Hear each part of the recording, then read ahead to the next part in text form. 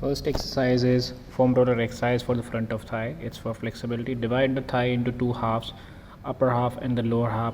Cover the first part first and then the second part. Do at least 10 repetition of rolls over there. When you are doing this exercise, there should not be any arching in the lower back. Now go for the second part and roll the body over the foam roller for about 10 to 15 repetition. Very important exercise to improve flexibility.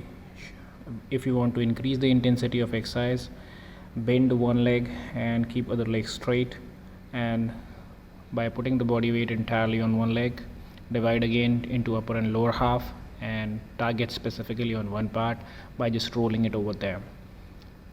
Okay, and the same thing on the other side that has to be performed. A lot of you may find like the tightness is more there on the left side when you're doing this exercise, so it's a very good tool to improve the flexibility. Next exercise is IT band roll. IT band is the outer aspect of the thigh, so one leg will be kept forward crossed, other leg will be straight.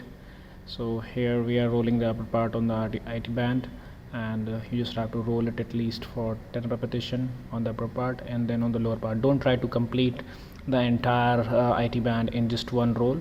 Divide the outer thigh into two parts, outer thigh and the inner thigh.